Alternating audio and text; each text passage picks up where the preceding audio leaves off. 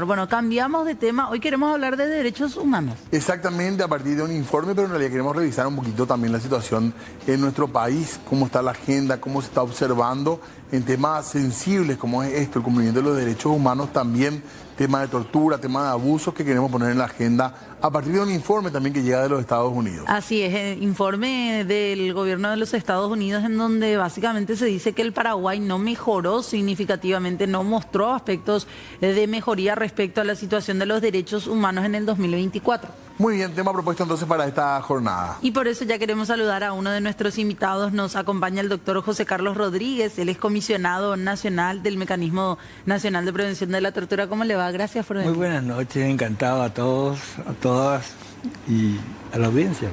Nosotros habíamos hablado, se habló mucho de este informe de Estados Unidos.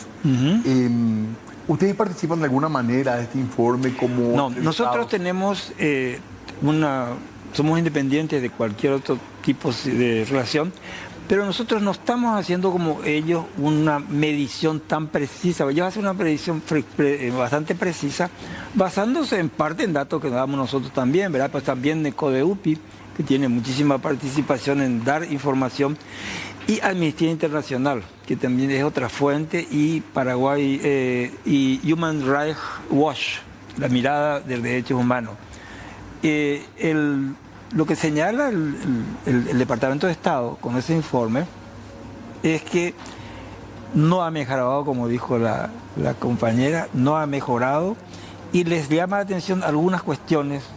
Bueno, la cuestión de la tortura, que sigue habiendo, no es pública, no es para los presos políticos, pero es para la gente común, y se hace, no se dice que no se hace, y no hay ninguna acción de persecución del victimario, vamos a decir. O sea, el año pasado pero no hubo ni una sola persona que haya sido sentenciada, vamos a decir, como culpable por tortura, y se tortura. Y de la época de Stroessner, bueno, yo creo que el caso de Torres tardaron 30 años nosotros estamos muy contentos porque él había sido una persona muy lamentablemente notable, vamos a decir, ¿no? De Walter Bauer. No, de Torres. De Torres. Pero se lo jugó 30 años después. 30 años después, ya el tipo tenía 80, 90 años, ya no podía ni siquiera fue ir a la emblemático, cárcel. pero tardío. Muy tardío, sí. Y yo trabajé en la Comisión de Verdad y Justicia, y ahí teníamos por lo menos entre 600 y 700 casos muy claros, así, muy justificados, porque incluso le grabamos a las personas, a las víctimas, y de ellos no sé. O sea, la tortura no desapareció de Paraguay, ya no como un método a lo mejor de confesión política o lo que sea, pero sí como una práctica que policial. Como práctica carcelaria, policial y penitenciaria. Militar también a veces, ¿no? Militar también. Y luego también otros temas que hoy son muy importantes, que son situaciones vulnerables, o sea, feminicidio, maltrato a los niños, a los mayores, maltrato a las personas con discapacidad psicosocial, distintas esferas en donde los derechos humanos están mal tratados, o sea, también los LGTB, o sea que hay una serie de poblaciones vulnerables que están siendo violadas en sus derechos humanos, ¿verdad? Claro. Queremos saludar también, nos acompaña el señor Dante Leguizamón, él es secretario ejecutivo de CODEUPI. ¿Cómo le va, Dante? Gracias por venir. No, muy buenas tardes, un gusto compartir con ustedes. Gracias, Dante, muy amable. ¿Sorprende algo del informe de Estados Unidos? Decir, ¿esto no pasa acá o es más o menos sobre una letra sobre hechos conocidos por la gente que trabaja con derechos humanos? No, realmente no sorprende. Lo que me animaría a decir que sorprende es decir que la cuestión no ha mejorado nada más, cuando en realidad nosotros desde nuestra óptica hay una clara situación de regresión en materia de derechos humanos.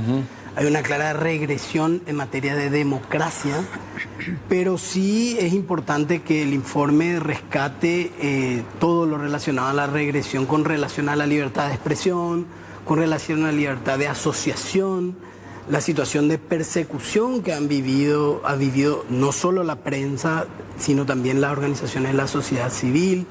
Menciona que actores políticos, digamos, bueno, podemos recordar que inclusive dentro del seno del Senado, digamos, en las discusiones parlamentarias, han desprestigiado, atacado a instituciones, organizaciones de la sociedad civil que trabajan hace muchísimos años y con mucha trayectoria en materia de derechos humanos, ¿verdad? En ese sentido, es importante que el informe recoja esas situaciones, que manifieste su preocupación con relación a las acciones de la Comisión Bicameral de Investigación del Congreso, por ejemplo, que claramente fue utilizada como una manera de perseguir y estigmatizar a distintos grupos, y el informe dice sin argumentos legales, digamos, ¿verdad?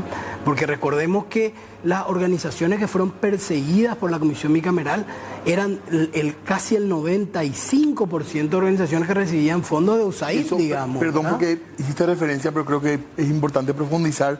Eso atenta contra la libertad de asociación, ¿verdad? Que es también un principio fundamental. Contra las dos cosas, digamos, contra la libertad de asociación, por supuesto, pero también contra la libertad de expresión, ¿verdad? Porque esa libertad de asociación hace que hagamos investigaciones, que profundicemos cuestiones y que manifestemos y que contemos realidades que no son efectivamente agradables, por decirlo, al movimiento político de turno, ¿verdad? Entonces, y además es importante recordar que como parte de los procesos de estigmatización de la información que obtenía la Comisión Bicameral, muchísimos periodistas, hombres y mujeres periodistas, fueron tildados de que eran pagados para hacer propagandas políticas, tachando o tratando de tachar trayectorias de periodistas como Alcibiades González del Valle o como Susana Oviedo, que tiene una trayectoria intachable y una trayectoria larga en el periodismo y muy importante.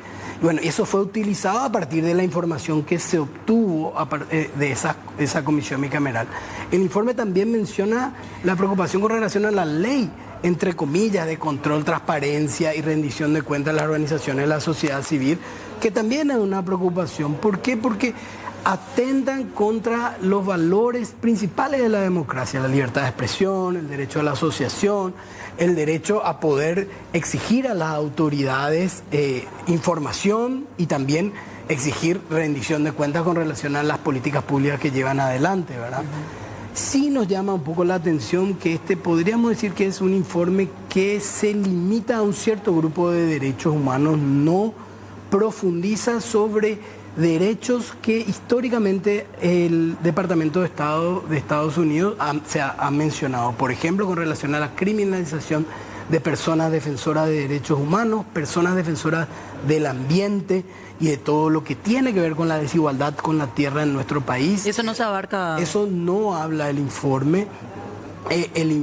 Históricamente el informe de derechos humanos de Estados Unidos, por ejemplo, rescató toda la situación de la masacre de Curuguatú, todo ese proceso violatorio de derechos que se llevó adelante, fue parte de muchísimo tiempo del informe de derechos humanos. Hoy no hay ninguna mención en eso. ¿Tiene que ver con cambio de gobierno, de enfoque, de mirada? Probablemente tenga que ver con un cambio. Y también las desapariciones, eso sí está tomando las personas desaparecidas, ya sea por el EPP o sea por otro motivo, que se mantienen desaparecidos durante mucho tiempo y que no ha cambiado nada este año.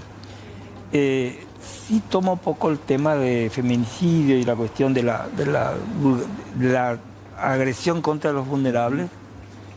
Ahora, en el planteamiento de largo plazo, el Departamento de Estado tiene como una enorme como continuidad, en el sentido que ellos no tienen, por ejemplo, como los informes de Amnistía Internacional. Para Amnistía Internacional sí, este año, sobre todo el año pasado, desde el 23 hay una regresión, o sea, hay un cambio en un trabajo que se llama Political Terror Scale, que es una estadística en base a esos informes, tanto del Departamento de Estado como también de Amnistía Internacional. Los datos de Amnistía son más expresivos. Sencillo que se ve, cae la curva, mientras que los otros más o menos sigan las tendencias. Pero es claro que en este caso tenemos esa diferencia. Ahora, el tema de derechos humanos hoy está mal en muchos países del mundo. Es como una tendencia. Incluyendo los Estados Unidos. Ya hasta el siglo pasado. En términos estructurales, vamos a decir, sistemáticos, no había una tortura en los Estados Unidos. Pero después empeora con la lucha contra el terror y toda esa cuestión de la caída de las Torres Gemelas. Hay un deterioro en eso y también, por supuesto, en las intervenciones, ¿no? O sea, en ese sentido hay un empeoramiento. Bueno, podemos hablar de Gaza, podemos hablar de Ucrania, ¿verdad? O sea, tenemos situaciones que son muy tristes en términos de decaimiento de los derechos humanos. La cuestión migratoria en Estados Unidos, como está siendo tratada. También el trato de los migrantes, las expulsiones de las personas. Ahora, ustedes decían, y usted particularmente, doctor, ha cambiado la forma de atropello a los derechos humanos hoy día, ya no como ejecuciones de parte del Estado. No se han cometido, decía parte del informe, pero sí otro tipo de atropellos. ¿Hacia dónde hay que apuntar la mirada cuando hablamos de atropellos a los derechos humanos hoy día, centrándonos en Paraguay, la consulta para ambos? Y a todos lados. ¿Qué tipo de Hay que tomar la figura? población más pobre, porque hoy los enemigos son los pobres. No son los políticos. Se tiene en América, claro, uno se va, por ejemplo, países con una pobreza muy larga como Brasil y como México, y uno se va a una favela y eso es una violación de derechos humanos permanente. En Paraguay, también con la población negra, ¿verdad? En Paraguay, las comisarías funcionan diferentemente en los barrios, digamos, elegantes que en los barrios más marginales. Y la población es tratada de una manera muy diferente. En las prisiones, uno tiene, ¿cómo se llama?, lugares VIP, very important people, ¿verdad? O sea, gente muy importante, con televisión, con comodidades cuando uno tiene dinero. Pero si uno se va a la gente más pobre, ellos son pasilleros, o sea, que están en los pasillos. Hacinados. En el pasillo, ellos no tienen una cama, no tienen una comodidad mínima. Entonces hay una gran discriminación, sobre todo contra la pobreza. ¿Y las cárceles incluye este informe? ¿Cómo? Las cárceles incluye también. Incluye y hablan de mucha tortura. Yo creo que es muy importante entender que no es que ha cambiado, con relación a la tortura, podríamos decir que ha cambiado el sujeto. El sujeto que es víctima de torturas ya no es el rival político, ya no es ese, entre comillas, subversivo de la dictadura frente a la tortura o a la desaparición o a la ejecución. Sin embargo, hay algo que no ha cambiado en Paraguay que tiene que ver con la tenencia de la tierra y con la desigualdad de la tenencia de la tierra y con el uso de herramientas diferentes modalidades, pero para el mismo objeto, digamos, que es desmovilizar y seguir controlando y seguir violando derechos, ¿verdad? O sea, se utiliza el derecho penal para encarcelar a personas defensoras del ambiente, recordemos el caso de Vidal Brites, ¿verdad?, que es un defensor de derechos humanos que lucha para que la explotación de oro no le contamine sus propios yerbales, digamos, y él hoy está siendo vinculado a un proceso penal cuando las 8 o 10 denuncias que hizo por la contaminación no han avanzado. Sin embargo, la denuncia de la comunidad cerrando el paso para que no se sigan cometiendo hechos punibles en contra del ambiente, esa es la denuncia que avanza, digamos. Y esa es una estrategia que históricamente se ha utilizado contra campesinos, contra indígenas, y eso no ha cambiado en Paraguay, digamos, y la modalidad de uso es diferente.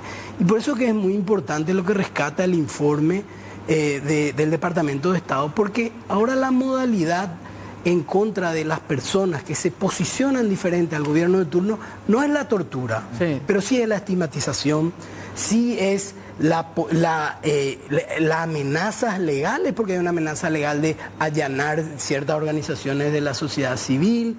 O sea, se le da un ropaje, podríamos decir, legal o judicial o legal a las distintas expresiones o a las distintas persecuciones que existen, porque eso podríamos decir que a partir de eso, una espiral de silencio también en los medios de comunicación, como para no involucrarse en ciertos temas. Las expulsiones de tierra hoy lo hacen los fiscales. Sí, claro. O sea que antes era la policía nomás, ahora es el fiscal y muchas veces con personal privado. O sea, con personas, guardia privada, pero 200 y con armas de guerra, ¿no? No cualquiera, sino que es un sistema y hay baleados, hay torturados. Y hay mujeres y hay niños que quedan a la intemperie, no tienen a dónde irse. Hay muchas víctimas y eso evidentemente cambió un poco, como decís vos, pero está más judicializada. En ese sentido está un poco más embosada. Y se da igual ese uso excesivo de la fuerza también, Dante, ¿no? Y sí, se da. Sí, claro, pero se da ese uso de la fuerza probablemente contra organizaciones campesinas o indígenas que están desarticuladas o que no tienen algún tipo de apoyo. O en grupos, en barrios también marginados. Totalmente. Por eso, ahí cambió el sujeto, podríamos decir. Dejó de ser el sujeto político a ser el sujeto marginalizado por el sistema o vulneralizado por el sistema, digamos, ¿verdad? Y yo, con relación a lo que decía Diego, ¿verdad? La prensa, yo creo que la gran variedad de prensa nosotros por lo menos hemos encontrado eco para poder seguir sosteniendo la agenda de derechos humanos, para poder seguir sosteniendo y denunciando las violaciones de derechos humanos. Pero sí también hay ante la variedad, digamos, de prensa en general, hay muchísima prensa que relativiza las violaciones de derechos humanos o que inclusive ha sido hasta vocera, me animaría a decir, de esta persecución o deslegitimación a las organizaciones de la sociedad civil. Claro. Este gobierno, al lograr las mayorías que ha logrado, al disminuir a lo mínimo posible la voz de la oposición, la única voz disidente, la única voz sólida, porque eso sí hay que decir, las organizaciones de la sociedad civil, cuando sostenemos algo, lo sostenemos en base a estudios e investigaciones, en base a estar en el terreno, digamos, no lo hacemos, digamos, de manera no preparada, digamos. Lo que hacemos y el trabajo de las organizaciones de la sociedad civil cuando se posicionan generalmente es muy serio.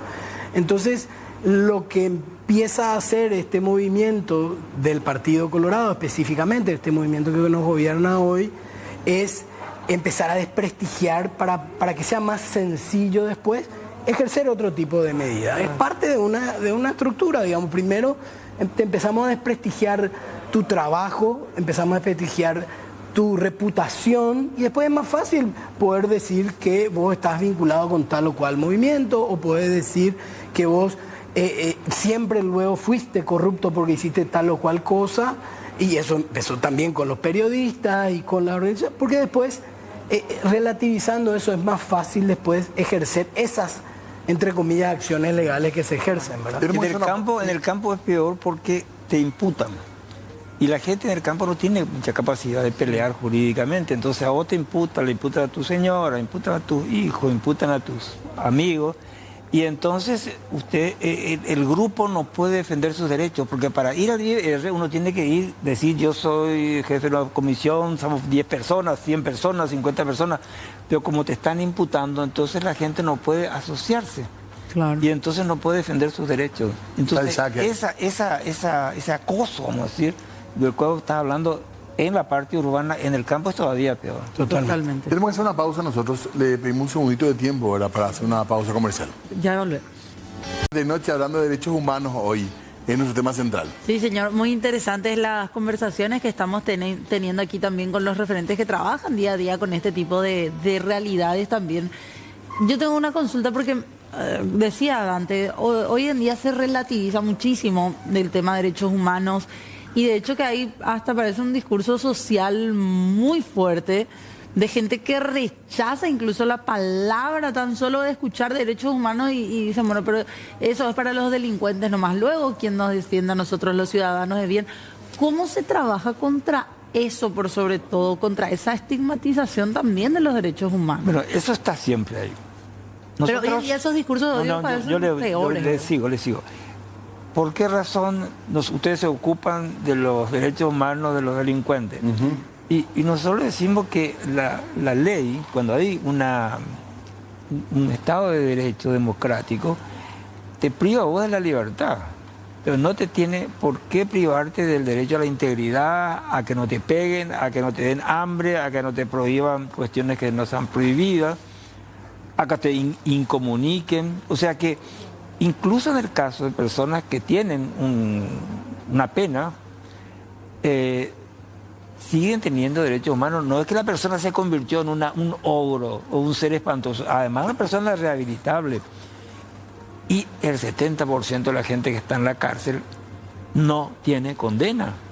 El 70% de la gente que está en la cárcel no tiene condena. O sea que jurídicamente ellos son tan inocentes como nosotros cuatro. Claro. Porque jurídicamente el que no fue condenado se presume la inocencia. Pero se mezcla todo y también se maltrata a ellos y muchas veces terminan inocentes, ¿verdad? En el juicio. Claro, hubo muchos casos así, ¿verdad? ¿Dante? Claro. Yo particularmente creo que es toda esa campaña, no es una campaña accidental, independientemente de que tenga muchos años, es una campaña dirigida, ¿verdad?, efectivamente para que la gente no conozca sus derechos humanos, no pueda defender sus derechos humanos, y el camino fácil es la estigmatización, digamos, ¿verdad?